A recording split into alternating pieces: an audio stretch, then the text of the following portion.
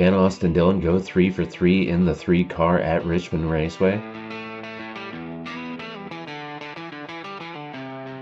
Hey there, Jake the Great here to get you up to speed on everything you need to know about Richmond Raceway headed into this weekend for Trucks and Cup Series. The Craftsman trucks will run on Friday and the Cup Series will run on Saturday night, respectively. In the NASCAR world of news, it was mostly just schedule related, with a lot of scheduled news and dates for next year being released. The full schedule has not been announced. I will have a video out for that when the full schedule does come out. But with that, let's get into a bit about Richmond Raceway. This track in the heart of Richmond has been hosting races for a very long time, 79 years, all the way back to 1946. However, under this track layout that most of us know has been ran since 1988. This 3/4 of a mile asphalt track has put on some crazy battles and amazing finishes over the years. Some of these battles have been legendary and controversial and really let you know who you're a fan of. Let's move on into the schedule. Truck Series will be the first ones on track on Friday. Practice and qualifying for the Craftsman Truck Series will be available on FS2 at 1 p.m. Eastern. Race coverage on FS1 for the Black's Tire 250 will start at 7:30 p.m. If you don't want to miss out on any of my future NASCAR coverage, be sure to hit the like button so you can see it, and it also helps out the channel. Thank you so much. Looking at the notable entries for the Truck Series, it will play a factor this week as we have 39 trucks trying to enter a 36 truck field. So 3 of these truck racers will be sitting out on Friday's race. In the 1 truck for Tricon, we have Nick Lights driving that truck again. In the 2 truck, we will have Destiny Spurlock. In the 5 truck, last year's truck champion Corey Hine. In the 25 Ram free agent entry, Elliott Sadler, the 51-year-old 3-time Cup winner. Elliott Sadler hasn't competed in any of NASCAR's top 3 series since an O'Reilly race in 2019. Sadler does have 1 truck win in the books and 10 top 10s in 20 starts, so not a bad record in the Truck Series for as little as he's ran it. Elliott going full circle as he was a former Dodge driver for Ray Evernham Racing in the Cup Series. I do not expect Elliott Sadler to set the world on fire in that 25 Ram entry because none of the drivers that have been in it so far this year have really overperformed or shined in the Ram trucks. I mean, shoot, the regular drivers rarely get top 10s, so it's a lot to ask out of a good performance in that truck. But I do wish Elliott Sadler the best of luck. Hopefully he has a solid day and just completes all the laps. I think that would be great for him at Richmond. Other notables for this truck race, we have the 56 of Timmy Hill and the 62 driven by Christopher Bell. Also in this truck race, the 77 will be driven by Tristan McKee, making his Truck Series debut, 3-time ARCA winner. Hopefully this kid has a good run. For my picks for the Craftsman Truck Series at Richmond this weekend, it's hard to go against Corey Hine because he does perform great in those trucks usually. But I'm going to go with last year's runner-up of Ty Majeski. Ty Majeski is really a great short track racer and he does perform well on these tracks. As far as drivers that are going to be good in this race, obviously Corey Hine, Caden Honeycutt, and Lane Riggs. Lane Riggs has been on a heater so far this year. Who do I think is going to struggle? I'm going to say Grant Enfinger. He doesn't perform the greatest on short tracks, but he does show up there occasionally and start whooping butt. But I just don't think he's going to have it in him this week. I feel like Enfinger is going to get outshined by all the young upcoming talent through that truck series. Moving right on into the Cup Series coverage for Richmond, we will have cars on track for practice and qualifying at 3:30. You will be able to watch that on True TV. We'll have a Saturday night race for the Cookout 400. The pre-race will start on USA at 6:30 and the race coverage will start at 7. Notable entries for the Cookout 400, just Josh Bilicki in the 66 car. My win pick, I'm going with somebody who's been solid here the past 2 years, backing up with 2 wins, even though the first one was a little controversial, but he did pull it off. I want to see Austin Dillon go 3 for 3 in the 3 car. I think it would be a great shot in the arm for Richard Childress Racing with the unfortunate loss of Kyle Busch this season. It's been